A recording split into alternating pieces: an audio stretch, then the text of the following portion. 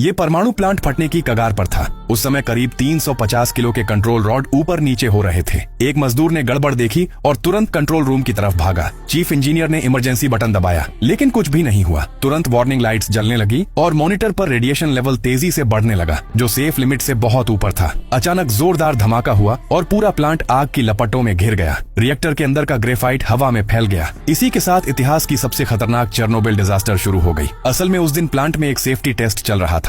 Chief engineer Fomin नाम का आदमी डायरेक्टर बनना चाहता था, इसलिए उसने अपने डिप्टी डायटलोव को बोला कि टेस्ट आज ही पूरा करना है। प्लान ये था कि डायरेक्टर सेंट्रल ऑफिस चला जाए और फोमिन उसकी जगह ले ले। लेकिन अचानक खबर आई कि बिजली की डिमांड ज्यादा है, इसलिए टेस्ट देर रात तक टालना पड़ा। टेस्ट के लिए पावर 3200 मेगावाट से घटाकर 700 मेगावाट कर दी गई। तभी पावर अचानक बहुत तेजी से गिरने लगी और रिएक्टर का बैलेंस बिगड़ गया। स्टाफ ने रिएक्टर बंद करने की सलाह दी, लेकिन डायटलोव ने मना कर दिया। उसने दबाव डालकर पावर बढ़ाने को कहा। मजबूरी में सबको मानना पड़ा। करीब 205 कंट्रोल रॉड बाहर निकाल दिए गए, मतलब जैसे कार से ब्रेक हटा दिया जाए। कंप्यूटर बार बार खतरे का अलर्ट दे रहा था, लेकिन उसे नजरअंदाज कर दिया गया। कुछ ही सेकंड में रिएक्टर कंट्रोल से बाहर हो गया और पावर 10 गुना तक बढ़ गई। इमरजेंसी बटन दबाया गया, लेकिन बंद होने की जगह जोरदार धमाका हो गया। पूरा इलाका हिल गया। एक कर्मचारी भागते हुए आया और बोला कि रिएक्टर फट चुका है और जलता हुआ ग्रेफाइट हर जगह फैला है। पहले तो किसी को यकीन नहीं हुआ, लेकिन जब खुद देखा तो सब समझ आ गया कि हालात बहुत खराब है। रात 1:25 पर रेडिएशन मीटर से चेक किया गया तो 3.6 रोएंटजेन दिखा, जो एक एक्सरे के बराबर था। लेकिन असल में ये मीटर की मैक्स लिमिट थी। असली रेडिएशन इससे कई गुना ज्यादा था। ये सुनते ही लोगों की हालत खराब होने लगी। चेहरा लाल, जलन, सांस लेने में दिक्कत। हवा जहरीली गैस और मलबे से भरी थी। फिर भी डायटलोव ने इसे सीरियस नहीं लिया और कर्मचारियों को रिएक्टर देखने भेज दिया। साथ ही फायर ब्रिगेड बुला ली। ये दोनों फैसले जानलेवा साबित हुए। जो लोग अंदर गए उनकी हालत कुछ ही देर में खराब होने लगी। स्किन जलने लगी, खून निकलने लगा। फायर फाइटर्स बिना प्रोटेक्शन के आग बुझाने लगे। एक ने ग्रेफाइट का टुकड़ा उठाया तो उसके दस्ताने पिघल गए और हाथ बुरी तरह जल गया। कई लोग गिरने लगे, लेकिन बाकी फिर भी काम करते रहे। रात करीब 2:30 पर फोमिन बाहर घूम रहा था। उसने डायरेक्टर से कहा कि उनकी कोई गलती नहीं है। मीटिंग में डायटलोव ने झूठ बोला कि बस पानी की टंकी फटी है और सब कंट्रोल में है, रेडिएशन भी कम है। फोमिन ने उसकी बात मान ली। उधर बाहर लोग इस खतरे से अनजान थे। हवा में रेडियो एक्टिव कण तैर रहे थे, लेकिन लोग आसमान की चमक देखकर उसे सुंदर नजारा समझ रहे थे। उन्हें नहीं पता था कि वही जगह बाद में मौत का पुल कहलाएगी। सुबह 5:30 पर बड़े अधिकारी मीटिंग में बैठे। फैसला लिया गया कि ये मामला सीक्रेट रहेगा, किसी को बाहर नहीं जाने दिया जाएगा और न ही खबर बाहर जाएगी।